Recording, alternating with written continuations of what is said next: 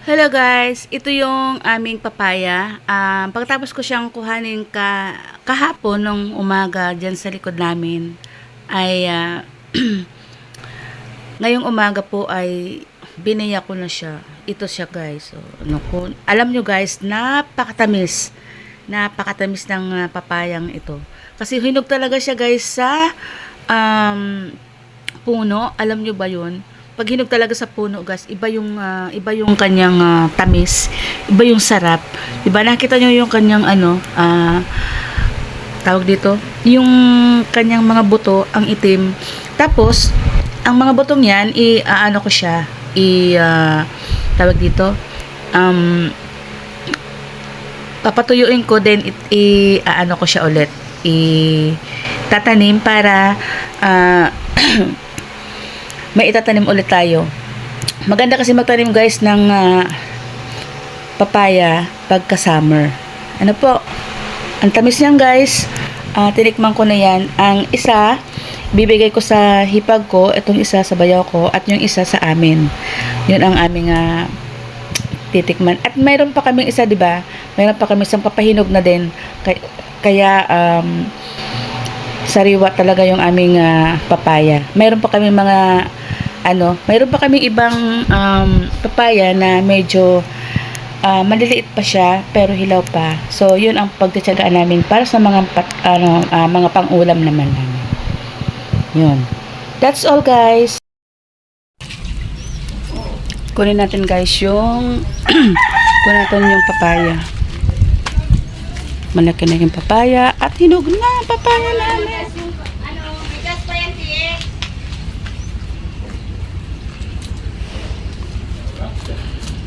Hinog na ang papaya. Tanggalin na natin. Tanggalin natin.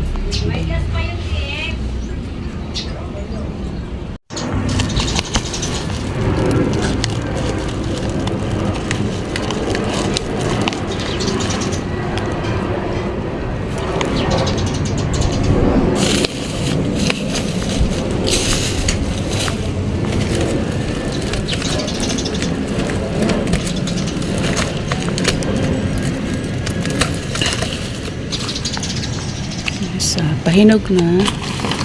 At ito, hinog na siya.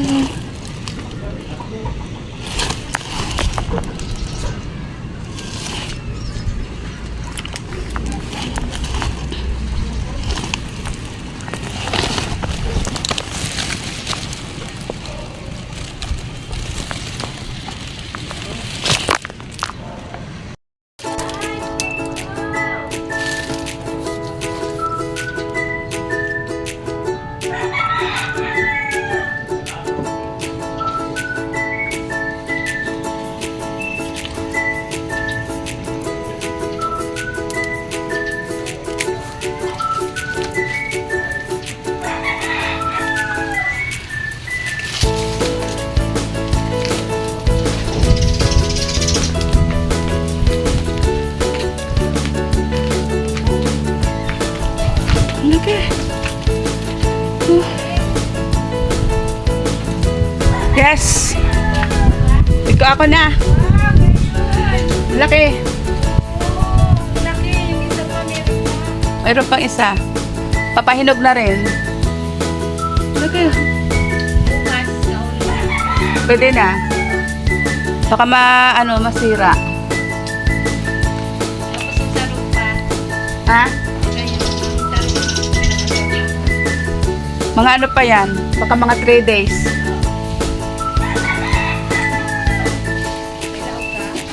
Oh, mag-OT ako ngayon eh. Big video ko lang.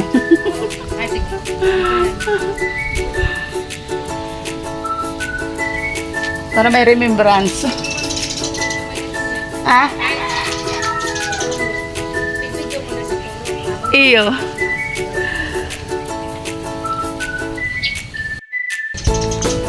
Ang laki oh. Madilim. Madilim. Ayan. Laki oh. Sabi ni Kerwin kahapon, kunin mo na kasi malaki na yun. Ay, hinog na. Sabi ko, pigpasirip ko kaya sa iya. Sabi ko, sirip pa daw niya ako kung ano na, kasi nahiling ko niya ako, may dilaw na. Sabi niya, tapos pigsirip ng panibagong aldaw. Ayun na, kunin mo lang kaya. Sabi niya, kunin mo na. Mamis ine. Hello guys, ito yung aming papaya. Pagkatapos ko siyang kuhanin kahapon nung umaga dyan sa likod namin, ay ngayong umaga po ay binaya ko na siya. Ito siya guys. So, alam nyo guys, napakatamis ng papayang ito. Kasi hinog talaga siya guys sa puno. Alam nyo ba yun? Pag hinog talaga sa puno guys, iba yung kanyang tamis, iba yung sarap. Diba nakita nyo yung kanyang tawag dito, yung kanyang mga buto, ang itim. Tapos ang mga butong yan, ko siya, tawag dito, papatuyuin ko, then ko siya ulit, tatanim para may itatanim ulit tayo. Maganda kasi magtanim guys ng papaya pagka summer. Ano po, ang tamis niyan guys.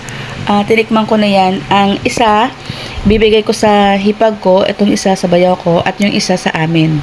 Yun ang aming titikman. At mayroon pa kaming isa, di ba? Mayroon pa kami isang papahinog na din. Kaya sariwa talaga yung aming papaya. Mayroon pa kami mayroon pa kami ibang papaya na medyo maliliit pa siya pero hilaw pa. So yun ang pagtitiyagaan namin para sa mga mga pang-ulam naman namin. Yun. That's all guys. Ito. Kainin natin 'to.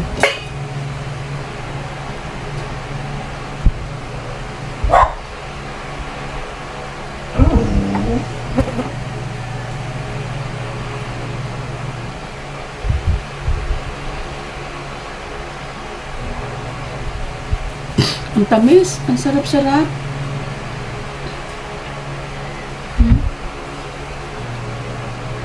Balatan ko kasi mas masarap yung walang balat. Para diretso kain, 'di ba? Kasi pag may balat, sisip-sip ka pa, tatanggal ka pa. Balatan ko.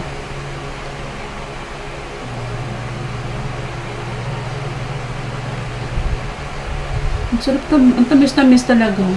Kaya kong ubusin ang isang buo. Kasi ang ang tamis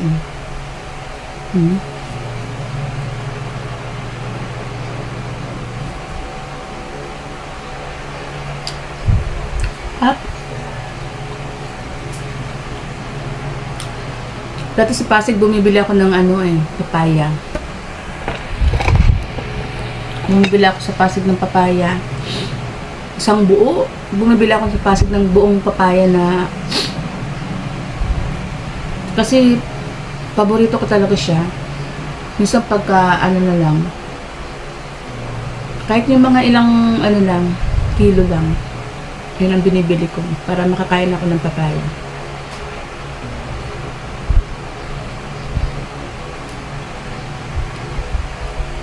Pero yung mga anak ko, hindi kumakain papaya. Kahit ilatag mo siya sa lamesa, hindi sila kakain.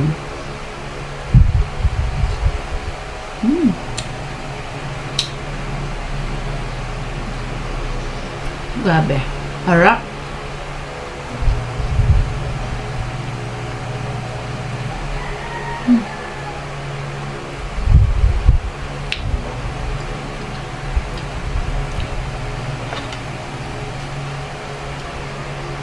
Yung abang kinakain mo siya, nagme-melt siya, nag-aano na siya, nadudurog na sa bibig mo. Grabe, sarap-sarap. Naibigay ko na yung 1/4 sa bayaw ko. Kasi nandito siya work from home. Pero yung sa hipag ko, Nasa school sila. Teacher kasi. Walang tao sa kanila eh. Kaya nandito lang siya. So, siguro mamayang gabi ko na ibibigay. Ilalagay ko muna sa ref. Para, para makatikim naman sila. And, pag nahinog naman yung isa, bibigyan ko pa rin sila. Pero, doon sa kabila. Kila ate, kabipitay, bibigyan ko din.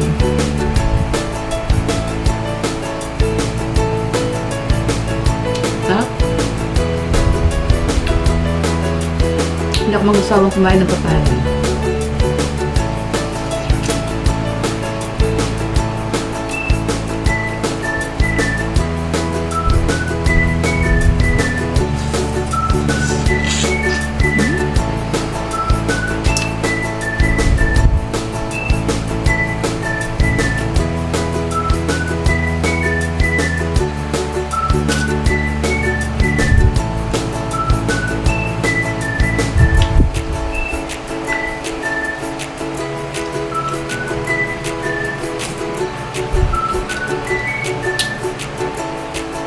Harap. The best. The best ko papaya. Ang tamis-tamis. Ang tamis-tamis, promise. Nag-enjoy ako guys pagkain. Kasi yung isang kasing papayang unang nahinog, para kasing nahinog lang yun sa pilit. Alam mo kung bakit? Yun ay yung puno niya na na natamaan ng papaya ng saging, yung bunga ng saging tumama doon kasi pinutol nila yung saging sa kabilang bahay, pinutol nila, then tumama doon sa sa papaya namin na isa. So ang daming bunga niya, ang daming bunga. Tapos yung pinakamalaki doon, may natirang isang pinakamalaki. After nang tamaan siya, parang yung puno niya nanghina, nagkulay dilaw yung mga dahon niya. Then after that, parang sa sobrang init din, nakita ko siyang may dilaw. May dilaw siya. Tapos sabi ko, hinog na. Sabi ko, kailangan pahilugin ko pa ng todo para mas matamis. Parang hinog sa puno talaga. Tapos nakikita ko siyang parang hindi maganda yung kasi dilaw na siya, hindi siya malambot. So, ang ginawa ko, kinuha ko na lang, ginanyan ko. Ang bilis din naman makuha. Ang bilis din naman lang matanggal doon sa puno ng ng papaya. So, yung kinuha ko, pinahinog ko pa siya siguro mga 3 days kung pinahinog sa labas. Yun. Tapos nag-moist. Parang siya. Hindi siya maganda yung pagkakahinog. Then nung ko, hindi siya masyadong matamis. Hindi katulad nito na talagang napakatamis. Diba? Yun.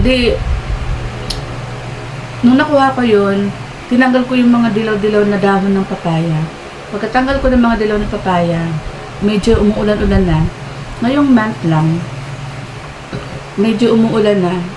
Bumalik na yung pagka-green. So, tuloy-tuloy na yung pamumunga niya.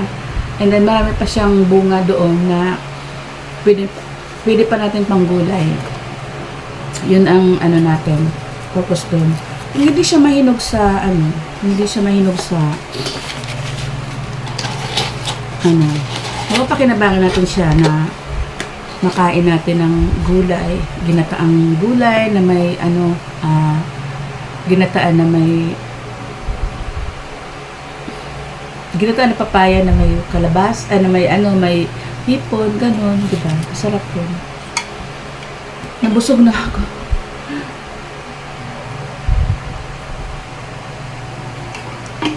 Ang sarap talaga. Di pa ako nag-almusal kasi plano ko talaga ay fasting ako ng 16 hours hanggang 10 o'clock. Last na kain ko ay 6 o'clock ng gabi. Tapos fasting ako hanggang 10. So hindi ko natiis.